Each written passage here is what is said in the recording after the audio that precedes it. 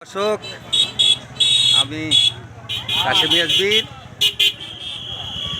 আমি এই মুহূর্তে রয়েছি বালাসী ঘাটে, যেটা গাইবান্ধা ব্রহ্মপুত্র নদীর তীরে অবস্থিত। এবং এই বালাসী ঘাট গাইবান্ধার মানুষের অবকাশ রঞ্জনের জন্য সুন্দর একটি জায়গা। আমরা কিন্তু দেখতে পাচ্ছি যে আজকে ঈদ উপলক্ষে এখানে উপচে পড়া ভিড়, এবং এই ভিড় ঠেলেই কিন্তু অনেকটা আমরা সামনের দিকে এগেছি। আমরা একটু পরেই পৌঁছে যাব ব্রহ্মপুত্র নদীর তীরে। আপনারা যারা ব্রহ্মপুত্র নদী কোনোদিন দেখেননি, তাদের জন্য একটা সুন্দর আয়োজন হবে। আমার সঙ্গে আছে নাবিল আর আমি দুজনেই মূলত একসঙ্গে যাচ্ছি। হ্যাঁ, এই দেখেন কিরম মানুষ। মূলত ঈদ উপলক্ষে এই বালাসী ঘাটে থাকে উপচে পড়া ভিড়, এবং এইটুকু উপভোগ করার জন্যই কিন্তু আমরা আজকে নাবিল সহকারে আমরা এখানে এসেছি।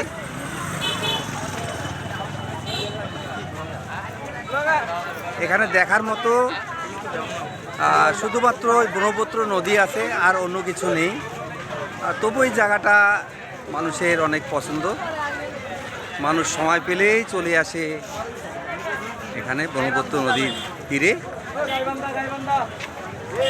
এবং ব্রহ্মপুত্র বুক চিরে এখন কিন্তু শুষ্ক মৌসুম, ব্রহ্মপুত্রের বুক চিরে জেগে উঠেছে বিরাট বিরাট চর। এই দেখেন অবস্থা, দেখেন কীরকম। এই দেখেন, এই যে দেখেন, এই যে ব্রহ্মপুত্রের বিরাট চর, হাজার হাজার লোকের উপস্থিতি এখানে।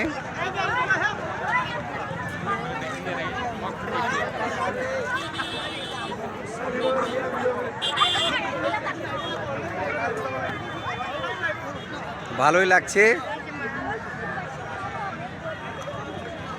একটু পরেই কিন্তু এখন দিবাবসান চলছে, একটু পরেই সন্ধ্যা হবে। হ্যাঁ নাবিল, হ্যাঁ বলো কেমন লাগছে? খুবই ভালো লাগছে। আমাদের গ্রামীণ প্রকৃতি এবং সেই সাথে আমরা যে বাংলাদেশ নদীমাতৃক দেশ, নদীমাতৃক দেশের যে আবহাওয়া, সেটা আমরা কিন্তু এখানে দেখতে পাচ্ছি। অর্থাৎ ঈদকে ঘিরে এই আনন্দর আমেজটাকে একদম প্রাকৃতিক পরিবেশে মানুষ যে এত সুন্দরভাবে উপভোগ করতে পারছে, এটা হচ্ছে কি ভালো লাগার একটি বিষয়। দেখেন দর্শক, দেখেন হাজার হাজার লোক এখানে নৌকা বিহারও করছে দর্শকরা। এখানে অল্প সময় ঘোরার জন্য নৌকাও অনেক আছে। যারা এখানে আসে তারা এই নৌকা, যে কোনো নৌকা ভাড়া করে নিয়ে তারা ব্রহ্মপুত্রের এখানে ঘুরতে পারবে। এই যে আমরা এখন একেবারে নৌকার কাছে আসলাম। এই যে একটা নৌকা আসলো এখানে, এটা হচ্ছে ব্রহ্মপুত্র নদী।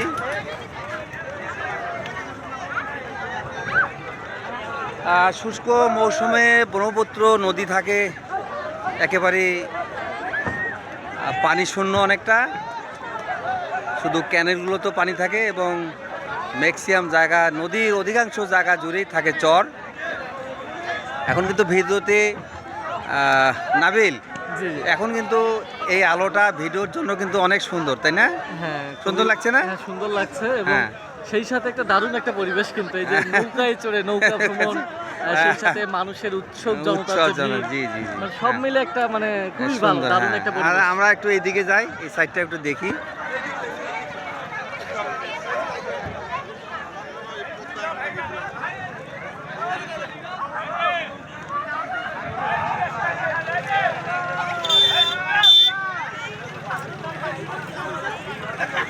এখানে হাওয়াই মিঠাই আছে।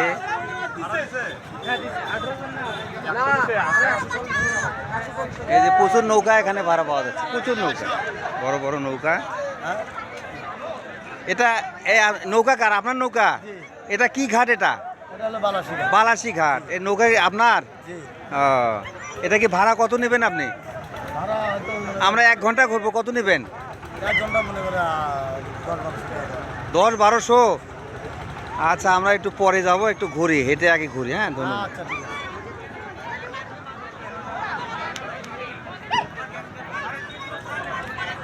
হ্যাঁ দর্শক, খুব দুঃখিত, একটা কুকুর কিন্তু এখানে একেবারে পড়ে গেছে। এই একজন এটাকে উদ্ধার করার চেষ্টাও করতেছে, খুব মানবিক মানুষ। না না, ভয় লাগে। হ্যাঁ, হ্যাঁ, ওর পায়ের সমস্যা। দুঃখ লাগলো অনেক।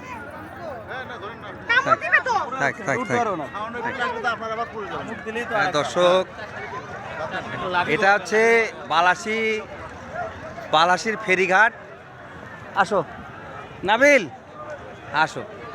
এই যে এই পাশটা দেখেন দর্শক, হ্যাঁ অনেক সুন্দর। এই দেখেন দেখেন কত মানুষ। হ্যাঁ, আমরা এই ফেরিঘাট, আমরা এখন ফেরিঘাটে উঠব। আমার সঙ্গী নাবিল এই সামনে উঠে যাচ্ছে আস্তে আস্তে। এটা হচ্ছে ফেরিঘাট, এখান থেকে নদীটা সুন্দর দেখা যাবে। এই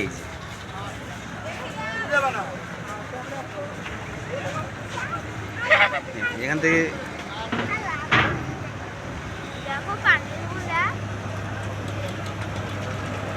ওইদিকে যাওয়ার চাই না এটা।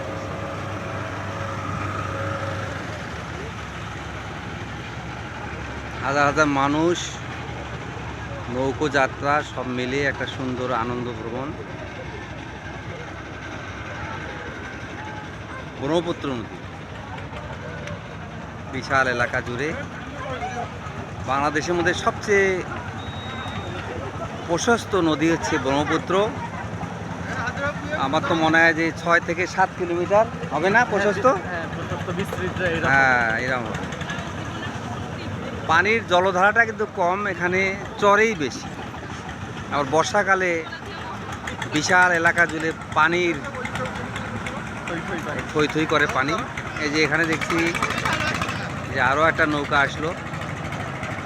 এরা সম্ভবত মনে হয় ওই পাশে ঘুরে হ্যাঁ ঘুরে ফিরছে। হ্যাঁ, তাই হবে তাই হবে। তা আমরাও কিন্তু উঠতাম, তাই না? আমাদের এখন সময় নেই, যেহেতু সন্ধ্যা লেগে গেছে। ইতিমধ্যেই প্রায় হ্যাঁ। 7টার মতো বেজে হ্যাঁ, গিয়েছে। হ্যাঁ, এখন আমরা গেলে আবার ফেরাটা খুব এখানে একটু কষ্টকর। দেখি। এই যে নদী থেকে উত্তরের সাইডটা আমরা দেখি, দেখেন কোলাহল মুখর, দেখেন কোলাহল মুখর। এখানে যেন একটা আনন্দ উৎসব হয়ে যাচ্ছে।